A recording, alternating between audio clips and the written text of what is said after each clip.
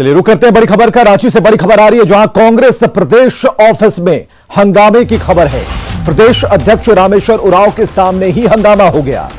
तो खबर है रांची से और यह हंगामे की तस्वीर हम आपको दिखा रहे हैं। प्रदेश कार्यकारी अध्यक्ष और प्रदेश प्रवक्ता आपस में ही उलझ गए। राजेश ठाकुर और आलोक दुबे उलझ गए और दोनों के बीच नोकझोंक हुई है। पेट्रोल डीजल के दाम में बढ़ोतरी को लेकर आंदोलन की रणनीति बनाने में ये सभी नेता जुटे थे और दोनों ही कांग्रेस के मुख्य नेता हैं, प्रवक्ता हैं और दोनों ही आपस में भिड़ गए हैं, राजेश ठाकुर और आलोक दुबे। और ये तस्वीरें हम आपको दिखा रहे हैं। जुटान हुआ था रणनीति बनाने के लिए, लेकिन रणक्षेत्र बन गया और रणक्षेत्र के बाद की जो तस्वीरें हैं ये हम आपको दिखा रहे हैं। ये रांची से तस्वीरें हम आपको दिखा रहे हैं। प्रदेश अध्यक्ष के सामने ये सब होता रहा। हालांकि समझाइश की कोशिश की गई, बहुत कोशिश की गई, लेकिन कोई भी मानने को तैयार नहीं था। पेट्रोल डीजल के दाम में बढ़ोतरी को लेकर आंदोलन की रणनीति तो नहीं बनी, लेकिन पेट्रोल डीजल के दाम में बढ़ोतरी से भी ज्यादा यहां पर आरोप और प्रत्यारोप लगने शुरू हो गए। और अंततः आप देख सकते हैं आलोक दुबे खड़े हो गए और काफी देर तक सुनने के बाद राजेश ठाकुर को भी खड़ा होना पड़ा जवाब देने के लिए। तो आपस में ही ये नेता लड़ गए हैं, नोकझोंक हुई है। कांग्रेस प्रदेश ऑफिस में हंगामे की यह तस्वीर। तो इधर हंगामे को लेकर कांग्रेस प्रदेश अध्यक्ष सह मंत्री रामेश्वर उरांव ने सफाई दी है। उन्होंने कहा है कि पार्टी एक परिवार की तरह है और हर परिवार में हल्की नोकझोंक होती रहती है। नहीं है, कोई बात नहीं है। अब देखिए, सुनिए, कांग्रेस वही है जो ताकत दिखाई हजारीबाग में। कांग्रेस वही है जो गोड्डा से 2000 ट्रैक्टर चले और दुमका में आकर रुके। कांग्रेस वो है। कांग्रेस 10 आदमी का नहीं है, कोई उलझा नहीं है। गरमा में बात होती है, उलझा कहाँ तुम्हारा बेटी भाई का उलझा नहीं। आपस में हॉटक होता है, घर में भी होता है। घर में लड़ाई नहीं होती है, घर में झगड़ा नहीं होता है, घर में कोई बात नहीं होती है। ये हमारा परिवार है, आपस में कर रहे हैं। आपका क्या मतलब है इससे? और इधर झारखंड में 11 गैर अनुसूचित क्षेत्र में बहाल शिक्षकों का भी आंदोलन जारी है। इसी क्रम में शिक्षकों ने राज्य के पेयजल एवं स्वच्छता मंत्री मिथिलेश ठाकुर के रांची स्थित आवास का घेराव कर दिया। उनका मानना है कि कोर्ट से स्पष्ट कर दिया गया है कि उनकी नियुक्ति पर किसी प्रकार का रोक नहीं और इसलिए राज्य सरकार उन्हें नियुक्त करते हुए उनके साथ न्याय करे। इधर पेयजल एवं स्वच्छता मंत्री मिथिलेश ठाकुर ने शिक्षकों के मामले में समाधान का रास्ता निकालने की बात कही। उन्होंने कहा कि अगर किसी तरह की विसंगति है तो उसे दूर करने का प्रयास होगा।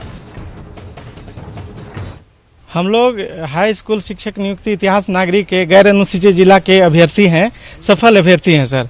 हमारे 17 में एग्ज़ाम दिए थे, 18 में वेरिफिकेशन हुआ और ये 20 में अभी रिजल्ट निकाला गया है। जेएसएससी अनुशंसा करके एचआरडी भेज दी गई है और लेकिन एचआरडी से जिला फाइल नहीं जा रहा है। तो हम लोग ये जानने की कोशिश करें कि आखिर हम लोग को जिला में क्यों नहीं जा रहा है, हमारी नियुक्ति क्यों नहीं रही, जबकि कोर्ट ने स्पष्ट कर दिया है कि गैर अनुसूचित जिला में कोई किसी प्रकार का रोक नहीं है। अभी 6 महीना हो गया है एसएससी से फाइनल लिस्ट निकले हुए, लेकिन फिर भी अभी हम लोग का जिला फाइल नहीं भेजा जा रहा है सर। क्यों नहीं भेजा जा रहा है, इसका हमको जवाब चाहिए और जल्द से जल्द नियुक्ति चाहिए, क्योंकि हम लोग को अभी स्कूल में रहने का समय है और अभी हम लोग रोड पे भटक रहे हैं। मिथिलेश कुमार जी से ये आग्रह है कि जितने जल्दी हो सके हम लोगों की नियुक्ति कराए सर।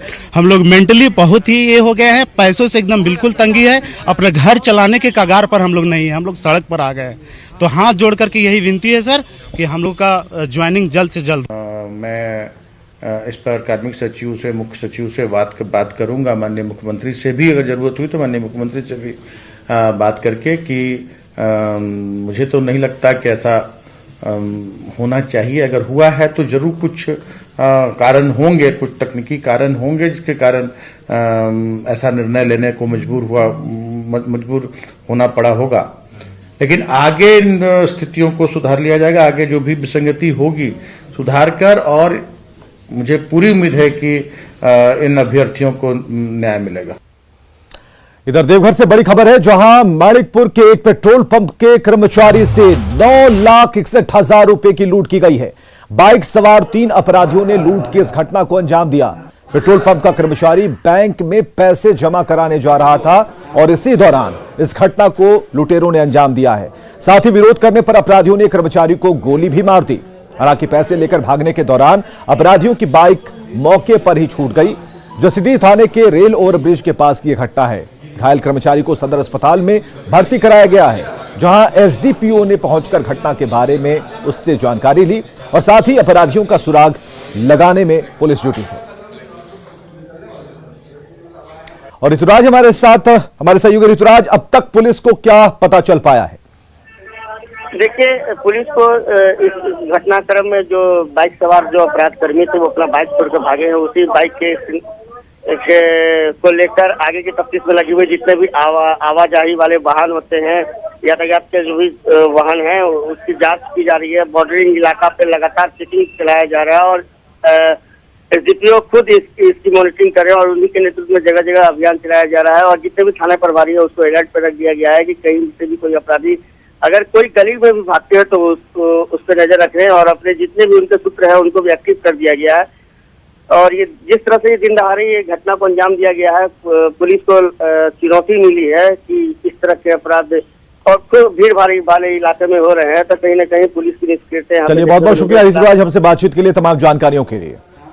राजधानी रांची में अगर आप मॉल में खरीदारी करने जाते हैं तो सावधान हो जाइए, क्योंकि रांची के मॉल में महिला चोर गिरोह काफी सक्रिय है, जो भीड़ भाड़ का फायदा उठाकर पलक झपकते ही आपका पर्स या फिर मोबाइल चट कर जाती हैं, साफ कर जाती हैं। तस्वीरों में आप देख भी सकते हैं कि महिला किस तरह शातिराना अंदाज में एक महिला का पर्स उड़ा ले गई।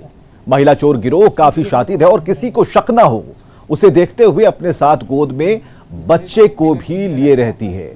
वहीं अक्सर वे उस जगह पर लोगों को अपना शिकार बनाते हैं जिस स्टॉल में थोड़ी भीड़ हो। लोग सामान देखने या फिर खरीदारी करने में ज्यादा व्यस्त रहते हैं। तो सीसीटीवी में 3 महिलाओं की तस्वीरें कैद हुई हैं, जो हम आपको दिखा रहे हैं, जो बड़े ही शातिराना अंदाज में लोगों के पर्स को उड़ाती हैं, लोग चोरी करती हैं और वहां से आराम से चलती बनती हैं।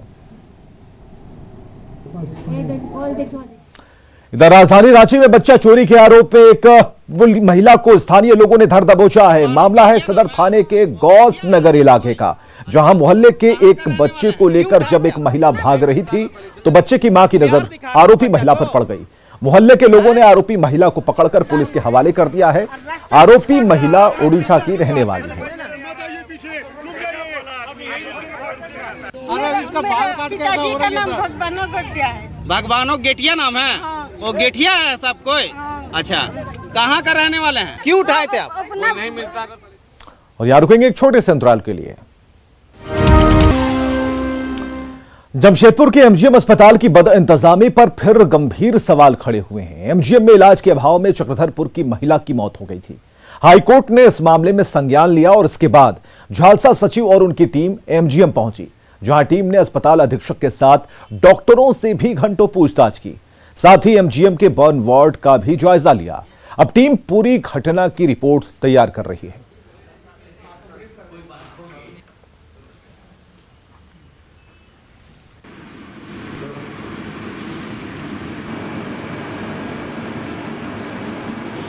ये अस्पताल एकमात्र कोल्हान सरकारी हॉस्पिटल है। इसकी ड्यूटी है कि गरीबों के लिए ये काम करे और सही फैसिलिटी उसको अवेलेबल कराए। अगर आपके पास फैसिलिटी नहीं है तो आप डेफिनेटली आप ये जो प्रोमिनेंट इसके ऑर्गेनाइजेशन है उसको कंसर्न करके इनको हटाइए यहाँ से। आप मैं मेरे हिसाब से ये प्रशासन ये हॉस्पिटल की लापरवाही मैं मान रही हूँ। तो रिपोर्ट बनाने के लिए बोला गया है इस मैटर पे कि रियल में क्या हुआ था। तो झालसा सेक्रेटरी जो आए हुए हैं सर यहाँ पे, और उन्होंने सबका बयान वगैरह दर्ज किया है। After 1 week, within a week high court से निर्देश मिला है कि रिपोर्ट को वहाँ सबमिट किया जाए। इधर दुमका जिला मुख्यालय के आउटडोर स्टेडियम परिसर में संचालित आदिवासी कल्याण छात्रावास संख्या 3 बदहाल है। इस हॉस्टल का भवन जर्जर है, छत की सीलिंग टूटकर गिर रही है। वहीं हॉस्टल में बुनियादी सुविधाओं का भी अभाव है। दहशत के साए में रहकर 100 छात्र अपना भविष्य संवारने में जुटे हैं। जिला प्रशासन से लेकर विश्वविद्यालय प्रबंधन तक गुहार लगाने के बाद भी हॉस्टल की हालत में कोई सुधार नहीं हुआ। डीसी ने कहा है कि कल्याण विभाग का नया भवन तैयार है और जल्द ही आदिवासी छात्रावास को उसमें शिफ्ट किया जाएगा। जब भी देखेंगे तो लोग बोलेंगे कि किसे लड़का सब रह रहे हैं, लेकिन हम लोग किसी अपना जान बैठा के हम लोग बैठे हैं। लेकिन सरकार को भी हम आगाह कर चुके हैं और कल्याण विभाग या प्रिंसिपल को जो यहाँ के वीसी हैं सब लोग यहाँ से ये हॉस्टल से परिचित हैं, लेकिन उनका कोई सुनवाई अभी तक नहीं हुआ। हम लोग यहाँ बहुत मुश्किल से रह रहे हैं और सब कुछ का व्यवस्था नहीं है, खाना मतलब रसोई की व्यवस्था भी नहीं है, टॉयलेट बाथरूम का व्यवस्था नहीं है। साथ ही साथ मतलब और बरसात के मौसम में भी इधर उधर से घर में रूम में पानी टपकती है और अपना जान को जोखिम में लेते हुए हम लोग रह रहे हैं। हर कभी भी मतलब कभी कभी तो छाजा भी गिरती है इसकी, तो हम लोग को बहुत डर लगता है। वहाँ पे रह रहे हैं, उनके स्तर से भी ये डिमांड आ रहा है कि उनका जो वहाँ पे रहने का व्यवस्था है वो काफ़ी खराब है। तो कल्याण विभाग का एक नया बिल्डिंग बन करके तैयार हो रहा है, बहुत ही शीघ्र उसका संचालन में हम लोग लाएंगे तो उस छात्रों को यहाँ पे शिफ्ट किया जाएगा। इधर पलामू के मेदिनीनगर में गर्मी आते ही पेयजल संकट के आसार दिखने शुरू हो गए हैं। पानी आपूर्ति को लेकर कोयल नदी में बनाए गए 2 जैकवेल पूरी तरह से भर चुके हैं। इसके अलावा कोयल नदी भी सूखने की कगार पर है और ऐसे में इस बार पानी आपूर्ति कैसे होगी, इस पर सवाल खड़े हो रहे हैं। भरे हुए जैकवेल का जायजा लिया है नीलकमल ने। मेदिनीनगर शहर वासियों को पेयजल आपूर्ति के लिए नगर निगम और पेयजल स्वच्छता विभाग द्वारा कोयल नदी में ट्रेंच खोदे जाते हैं। आइए मैं दिखाने की कोशिश करूंगा कि इस बार भी ये ट्रेंच खोदे गए हैं, इसी से जो है पानी लिया जाता है। कारण है कि कोयल नदी पूरी तरह से सूख जाती है। ऐसे में इस तरह का बालू हटाकर जेसीबी के माध्यम से ये ट्रेंच खोदा गया है। आप देख सकते हैं ये काफ़ी लंबा ये ट्रेंच खोदा गया है, जिससे पानी जो है वो जमा होता है और इसी पानी को आप देख सकते हैं दाहिनी ओर को पानी दिया जाता है। जबकि आप देख सकते हैं कि यहाँ पे ये जैकवेल है जो काफ़ी लंबे समय से ये भरा पड़ा है। इसमें बालू पूरी तरह से भर गया है, जिसके कारण ये इस्तेमाल लायक नहीं है। बार बार इसकी सफाई की मांग की जाती है कि इसकी सफाई अगर की जाती तो पानी यहाँ से लिया जाता और शहरवासियों को शुद्ध पेयजल आपूर्ति होती। मगर पेयजल एवं स्वच्छता विभाग के पदाधिकारी इस पर गंभीरता से ध्यान नहीं दिया। नदी से चैनल भी खुदाया थोड़ा सा, हाँ, उसी से पानी चढ़ा है। क्या हो जाता है, नदी सूख जाती है। तो यहाँ पे 2 जैकवेल है जो भरा हुआ है, तो वो अगर ठीक हो जाए तो काम चल सकता है। तो क्या बने, अभी क्या इसकी स्थिति में है वो? अभी तो भाग पूरा भरा गया है। अगर ये दोनों जैकवेल को ठीक कराया जाता तो कहीं न कहीं शहरवासियों को शुद्ध पेयजल आपूर्ति होती। मगर हर साल लाखों रुपए खर्च कर इसी तरह ट्रेंच खोद के शहरवासियों को पानी मुहैया की जाती है। नीलकमल, न्यूज़ 18 पलामू।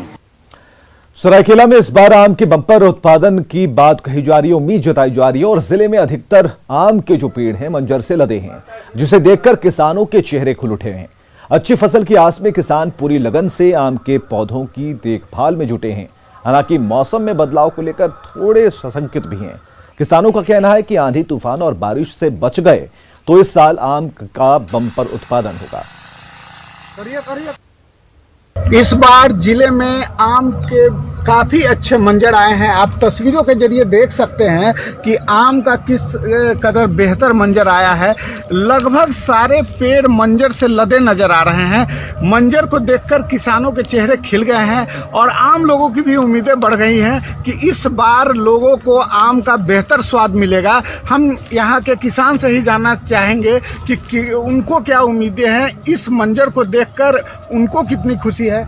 ये बताइए कि मंजर कैसा लगा है? इस साल तो आम में मंजर बहुत अच्छा आया हुआ है। मौसम देखे और साथ ले तो अच्छे फल की उम्मीद है और इस साल बेहतर फलने की संभावना है। अभी तो फूल आ रहा है, साथ साथ सरसों से आकार का दाना भी पकड़ने का आरंभ हो चुका है। अब देखिए अभी तो बारिश स्टार्ट हो चुका है, ये हम लोगों के लिए नुकसानदायक होगा अगर ज़्यादा बारिश होती है तो, नहीं तो अच्छा उम्मीद की संभावना है। तो देखा आपने, किसानों की भी उम्मीदें काफी बढ़ी है। मंजर को देखकर इनके भी चेहरे खिले हैं और ये उम्मीद जताई जा रही है कि इस बार आम का बेहतर उत्पादन होगा। विकास कुमार, न्यूज़ 18 सरायकेला खरसावां। कोरोना का संक्रमण एक बार फिर से पांव पसार रहा है। कई राज्यों में संक्रमितों की संख्या जो है वो बढ़ रही है। बढ़ते आंकड़े इस तरफ इशारा कर रहे हैं। झारखंड के आंकड़ों पर अगर गौर करें तो रांची में ही पूरे राज्य के करीब 70% संक्रमित हैं। झारखंड में कोरोना को लेकर क्या हाल है, जायजा लिया है हमारे सहयोगी अविनाश कुमार ने। कोरोना का संक्रमण एक बार फिर से पांव पसार रहा है।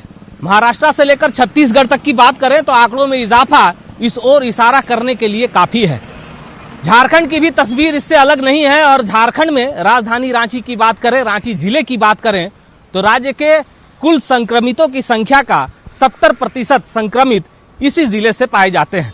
बावजूद इसके आम जनता के अंदर अब तक संक्रमण को रोकने को लेकर जो जागरूकता होनी चाहिए वो नजर नहीं आ रही है और लोग संभवतः ये भूल चुके हैं कि अब भी कोरोना का खौफ कम नहीं हुआ है। कोरोना आपके दरवाजे पर दस्तक दे रही है और आप इत्मीनान के साथ बैठे हैं। आप जागरूकता को समझ नहीं रहे हैं और आपके एक चूक से फिर से एक बार झारखंड के अंदर, राजधानी रांची के अंदर, रांची जिले में कोरोना का संक्रमण फिर से पांव पसार सकता है। कैमरा पर्सन संत के साथ अविनाश कुमार, न्यूज़ 18 रांची। बाबा नगरी देवघर के लोग भी कोरोना के बढ़ते मामलों के बाद भी गंभीर नहीं दिख रहे। कोविड-19 पर जारी नियमों की अनदेखी हो रही है। जिला प्रशासन की ओर से जागरूकता अभियान चलाया जा रहा है लेकिन कोई इसका असर नहीं दिखता। देवघर के टावर चौक से जानकारी दे रहे हैं हमारे सहयोगी ऋतुराज। एक बार फिर से कोरोना का प्रभाव बढ़ने लगा है। देवघर जिला की बात करें तो यहाँ भी एक्टिव केस की संख्या में इजाफा हो रहा है। जिला प्रशासन के लाख जागरूकता अभियान चलाने के बावजूद भी लोग जो उसके SOPs है उसका पालन नहीं कर रहे हैं। न तो मास्क लगा रहे हैं, न ही सोशल डिस्टेंसिंग का पालन कर रहे हैं। ऐसे में लोगों को सचेत होने की ज़रूरत है। जिला प्रशासन अपना अभियान चला रही है लेकिन लोग जागरूक नहीं हो रहे हैं। देवघर के ये मेन बाजार है जहाँ प्रतिदिन हजारों हजार की संख्या में लोग आते हैं और यही मार्ग से बाबा मंदिर भी जाते हैं। चाहे जो भी हट कहा जाए, ये तो टावर चौक जो है तो देवघर का हट है।